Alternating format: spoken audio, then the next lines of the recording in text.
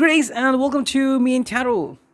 तो आज टॉपिक है आज के उनके दिल की बातें आज के उनके दिल के जज्बात ठीक है we are doing the reading excuse me हमारे सामने तीन ऑब्जेक्ट्स पहला ये ब्लू रैकल में we got the angel tarot and we got the my first oracle okay तो हम करने वाले reading with help of these three objects let's connect to it ये एक जनरल रीडिंग है उसको ऐसा ले लीजिए जैसा आपसे रेजोनेट हो ठीक है मे बी बहुत सारे कार्ड्स रेजोनेट हो सकते हैं या फिर कुछ कार्ड्स मे बी कुछ कार्ड्स आपकी हकीकत बता सकते हैं और कुछ कार्ड उनकी so stay with it let's connect with the tarot ठीक है हम करने वाले हैं reading and let's focus on the tarot first देखते हैं हमें क्या कार्ड्स मिलते हैं ठीक है चलो करते हैं हम कार्ड्स की shuffling here we go from the tarot okay 1 2 and 3 wow cards आ गए फ्रॉम द टैरो एक ओके और देखते हैं कौन से कार्ड्स हमें आते हैं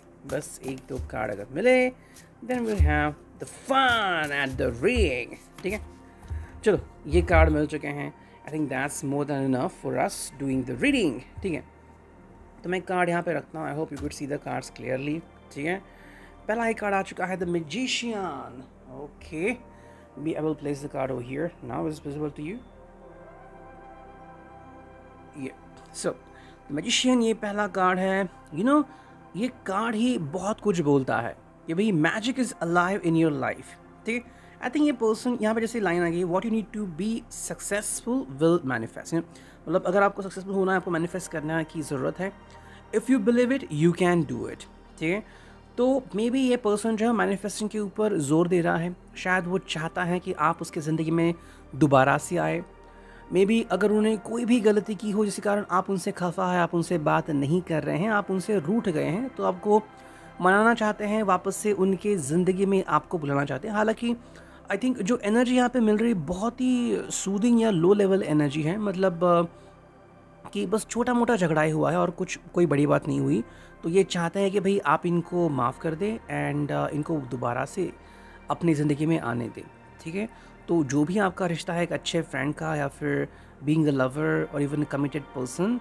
तो ये चाहते हैं अगर आपकी शादी भी हुई है और मे बी कोई एक चीज़ से तू में हो गई तो ये चाहते हैं कि भाई आप उन्हें माफ़ कर दें बहुत सारी चीज़ें चल रही होती हैं उनके दिमाग में तो ऐसे में वो टेम्पर लूज़ करते हैं लेकिन बाद में जब लगता है कि हाँ भाई मैंने तो गलती की तो वो अपनी गलती की माफ़ी भी मांगने आते हैं ठीक है सेकंड कार्ड है वो है 7 of pentacles as you can see Taurus Virgo Capricorn की energy which seeds well planted efforts or investments that will be rewarded in the future the need for patience तो यहाँ पे patience बहुत important है but एक और चीज़ यहाँ पे आ चुकी है unnecessary worry तो ये कार्ड यहाँ पे कहीं ना कहीं रेजोनेट हो रहा है ये शायद ज़्यादा सोच रहे हैं आपके बारे में या फिर आप दोनों को लेके कि भाई क्या फ्यूचर होगा जैसे एक यू कहावत है अब पछताए क्या होगा लाइक वैसे कहीं ना कहीं पे वरी बहुत चल रही है एंड सॉल्यूशन नहीं मिल रहा है कई बार ऐसा भी होता है कि सॉल्यूशन दो तरह के होते हैं लाइक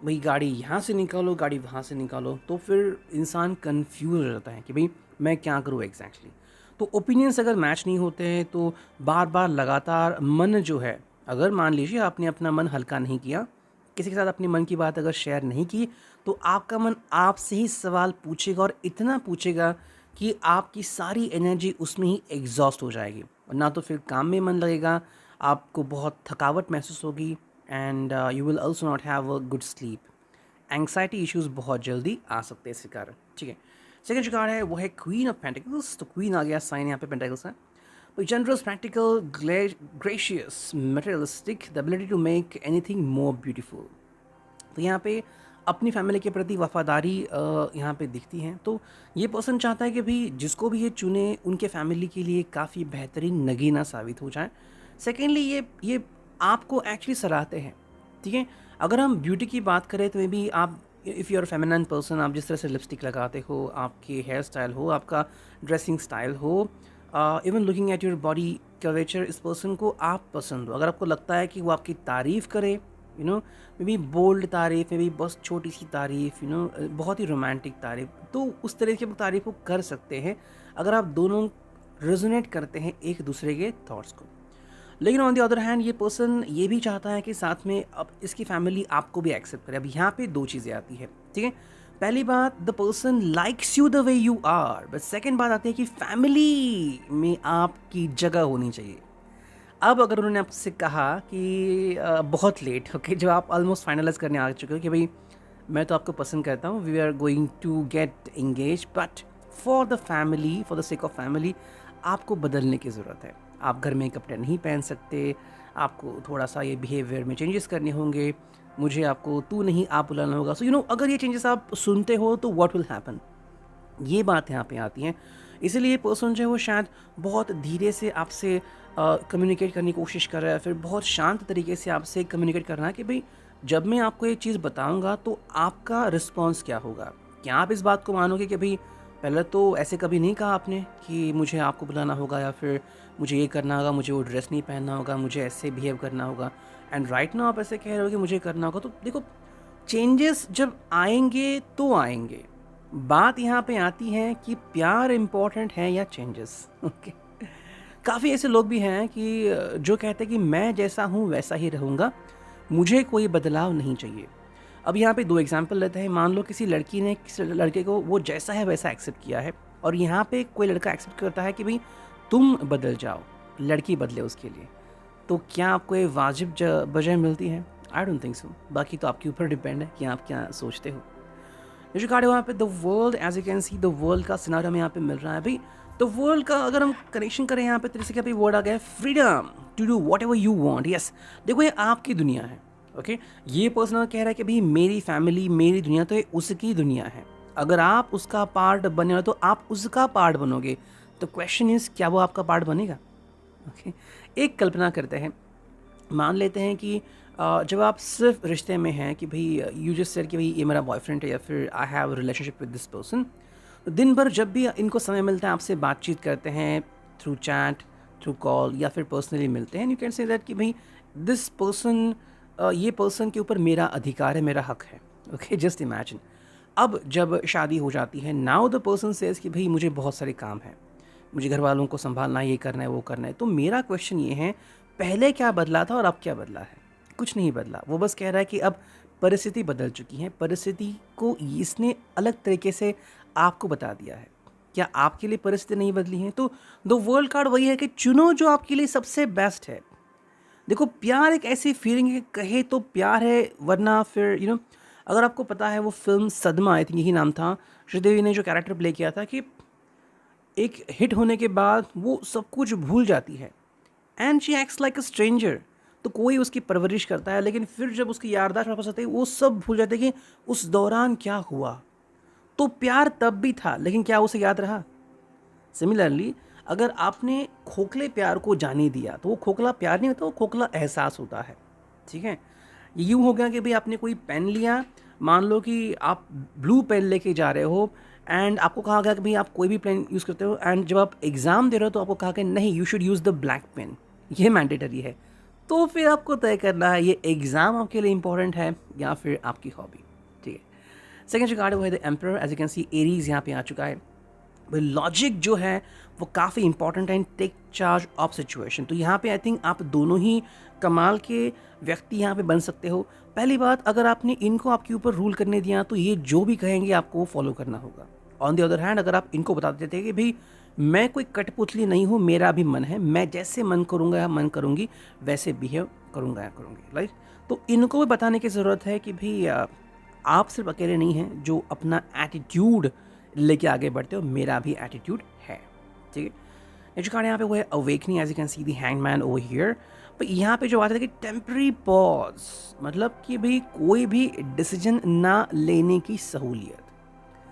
होता है ना ऐसा कि हम कहते हैं कि भाई मुझे 2 दिन की मोहलत दीजिए। मोहलत मतलब क्या है कि तब तक आप कोई एक्शन नहीं लेंगे, सोचेंगे, उसके बाद कोई एक्शन लेना है तो आप ले सकते हो, राइट। तो वही बात हो रही है यहाँ पे। कहीं ना कहीं ऐसे भी फेजिंग कि यहाँ पे अवेकनिंग कहा गया कि उसके बाद अगर आपको लग रहा है कि भाई ये पर्सन आपके लायक है या नहीं लायक है, वो आपको डिसाइड करना होगा। फॉर एग्जाम्पल, ऐसे जो कमेंट्स आते हैं कि आई लव्ड हिम, लेकिन बाद में पता चला कि he already had affair with somebody else और ही इज़ मैरिड। तो भाई इतना सब कुछ होने के बाद अगर आप फिर भी उसको प्यार करते हो तो आपको बदले में क्या मिल रहा है? ये सवाल आपको जेन्युइनली पूछना पड़ेगा, बिकॉज़ अल्टीमेटली ये प्यार तो नहीं है, ये बस एक दिखावा है, खोखलापन है। इस पर्सन को आप पसंद आ गए, कल शायद कोई और पसंद आ जाएगा, so question yourself about it.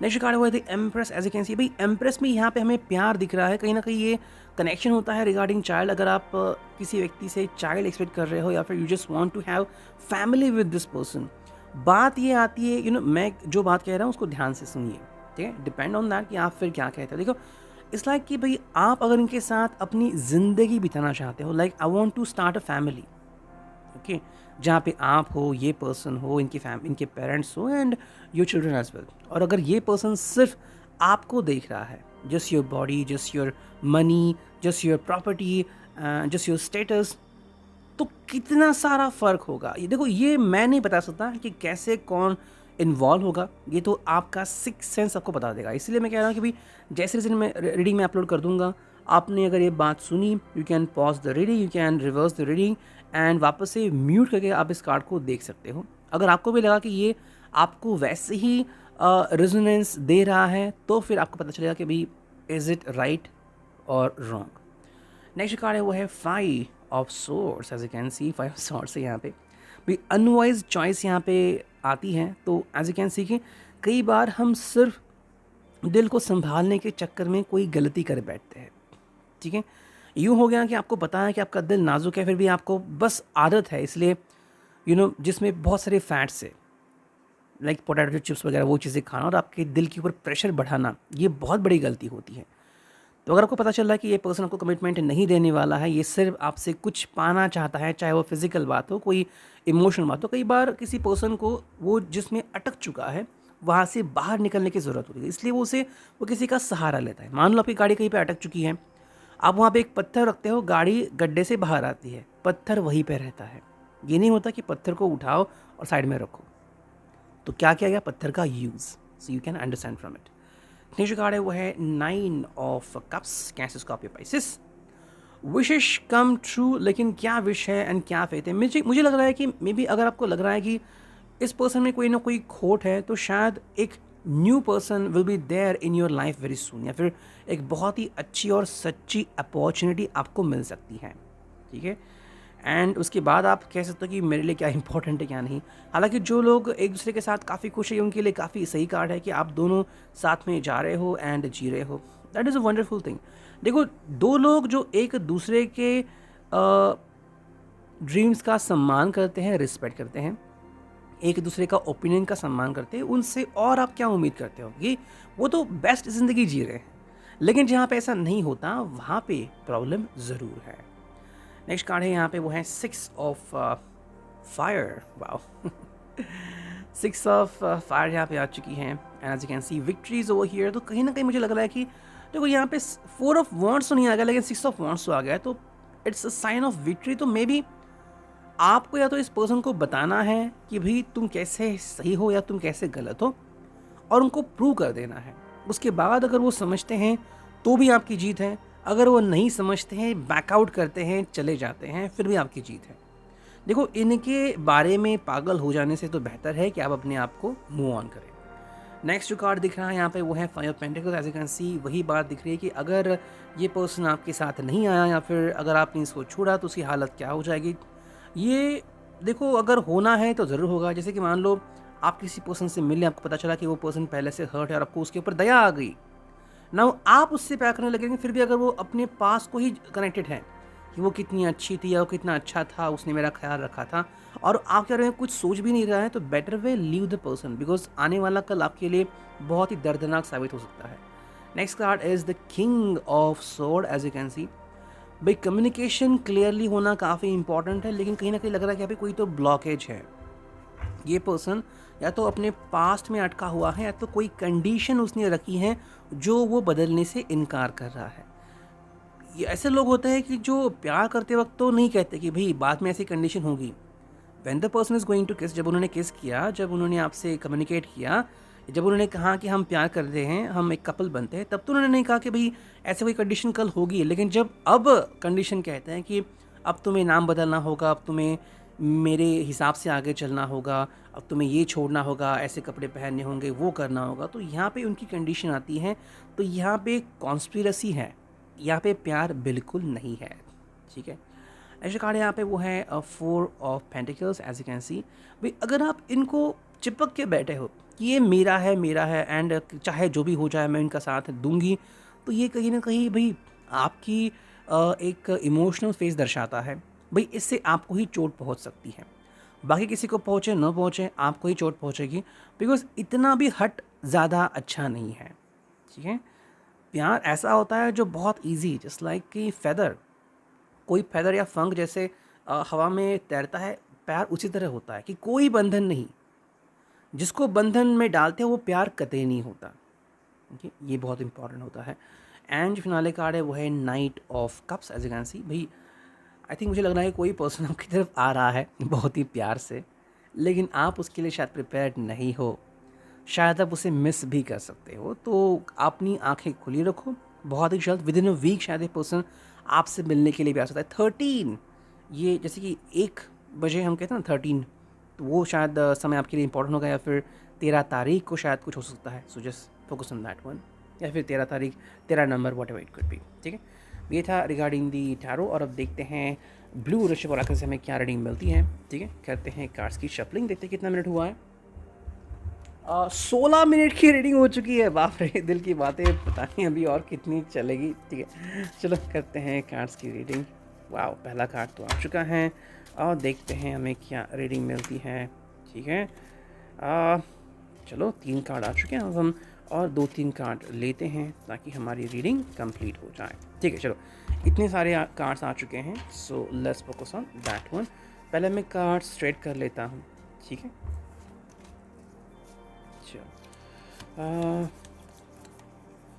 Yes, ये कार्ड रिवर्स में था तो हमने स्ट्रेट कर लिया, हियर वी गो नाउ। चलो भाई, wounds, as you can see, मैं भी थोड़ा सा यहाँ पे फास्ट जाऊँगा, ओके।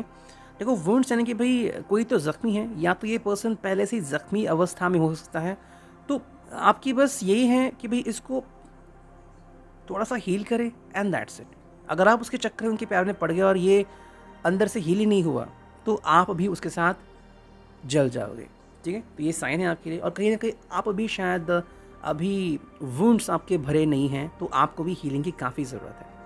गुस्सा, तो मे बी ये पर्सन जो है वो शायद गुस्से वाला हो सकता है, फिर इसका गुस्सा जो है आपके रिश्ते के लिए और आपके सेहत के लिए हानिकारक हो सकता है। अगर हाल ही में आपने कुछ ऐसे बदलाव देखे हैं कि अचानक आपका सर दुख रहा है या फिर अचानक धड़कनें तेज़ होती है, so go to the doctor and check it.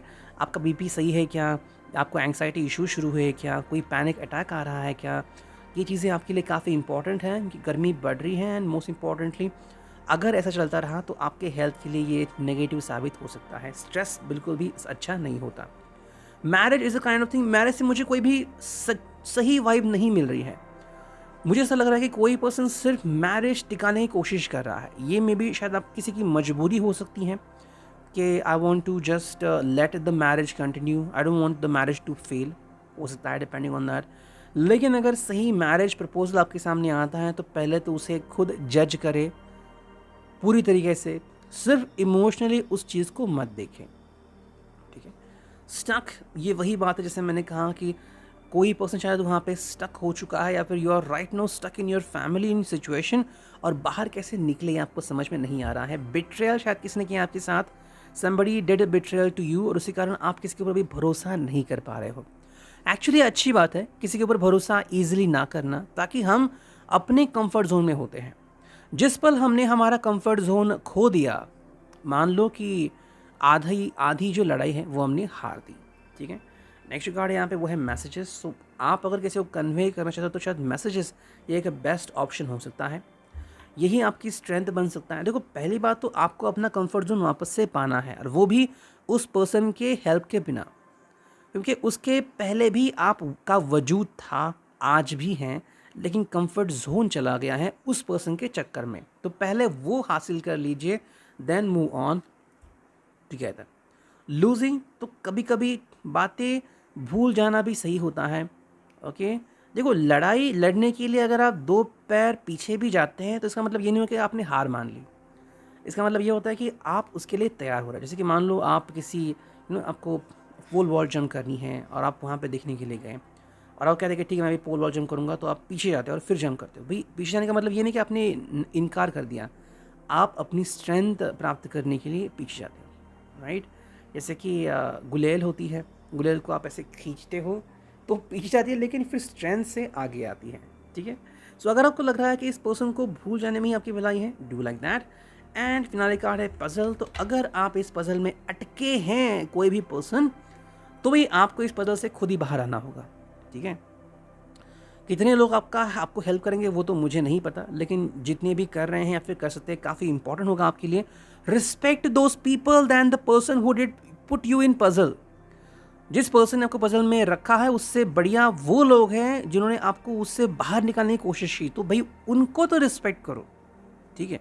वरना फिर ये तो ऐसा होगा कि अपनी पैर पे कुल्हाड़ी मारना और फिर दर्द में जीना, बाकी कोई आपको हेल्प फिर नहीं कर सकता, ठीक है। मैं इसमें से सिर्फ 2-3 ही कार्ड चुनूँगा, वरना रीडिंग बहुत लंबी हो जाएगी। ऑलमोस्ट 21 मिनट हो चुके हैं। सो चलो यहाँ से सिर्फ 2-3 ही कार्ड हम चुनते हैं, ठीक है। चलो यहाँ क्या है, पहला कार्ड, ठीक है, दूसरा कार्ड एंड तीसरा card, that's it. 3 he card हम ले रहे हैं और नहीं ले रहे हैं। पहला जो कार्ड है वो है outdoor. As you can see, भाई आउटडोर जाने की ज़रूरत है तो बाहर जाइए, एक्साइटमेंट महसूस कीजिए, फ्रेंड्स के साथ फ़न कीजिए। अगर आप किसी दबाव में जी रहे हैं तो पहले उस दबाव को बाहर निकाल लीजिए, वरना आपके फेफड़ों को, आपके आंतों को, आपके हृदय को तकलीफ़ हो सकती है। तो get the stress out of your life. Emotional come back, that's a wrong sign for you to let the person be back in your life. किसी भी व्यक्ति को सिर्फ इमोशंस के खातिर अपने ज़िंदगी में वापस से आने देना, ये मूर्खता फ़िलहाल तो लग रही है मुझे। बाकी क्या आपको सही लगता है वो तो आपका निर्णय होगा, लेकिन आपको अपने इमोशंस को पहले समझना होगा, राइट। उसके कारण ही आप फिर आगे बढ़ सकते हो। एंड थर्ड जो है वो है आर यू फ्लिपिंग साइड। देखो मेरी बात ध्यान से सुनना। आई थिंक BK शिवानी, उन्होंने भी वही बात कही थी कि मैं हर व्यक्ति को खुश नहीं रख सकता या नहीं रख सकती, और मैंने ये ज़िंदगी सबको खुश रखने के लिए नहीं जी है, ये ज़िंदगी मेरी अपनी खुशी के लिए है, राइट। तो चाहे सब लोग भगवान से क्यों ना जुड़े हुए हो, हर एक का जो मंजर है, हर एक का जो भगवान की तरफ पहुंचने का तरीका है वो अलग अलग होता है। फॉर एग्जाम्पल हर एक के हाथ में ऑलमोस्ट मोबाइल है, लेकिन सेम ऑपरेटिंग सिस्टम नहीं है, एंड मोर इम्पॉर्टेंटली सेम चीज़ें नहीं कर रहे हो। कोई कॉल कर रहा है, कोई मैसेज कर रहा है, कोई गेम खेल रहा है, तो कोई वीडियो देख रहा है, राइट। तो यहाँ पे आपको बदलने की ज़रूरत नहीं है। आप जैसे थे, जिसके कारण आप पहले खुशी में थे, फिर चाहे कोई गम में है या फिर कोई खुशी में झूम रहा है, आपको कोई फ़र्क नहीं पड़ जाता, वो पहले बनिए। अगर आप अभी खुद को भूल चुके हो तो ये आपके लिए गलत बात है। इससे आप सिर्फ अपने को ही नहीं, अपनों को भी चोट पहुंचा रहे हो। जिन्होंने आपका हर सुख दुख दर्द सहा है, आपके पेरेंट्स हो, आपके बेस्ट फ्रेंड्स हो, जो हमेशा आपके एक कहने पर आपसे मिलने के लिए आते हैं, स्ट्रेंजर्स हो जिन्होंने आपकी समय समय पे बिना जाने कि आपको उन्हें हेल्प की हैं। सो उनके खातिर आप कुछ अच्छी बातें कीजिए अपने खुद के लिए। Reading, I hope it will resonate.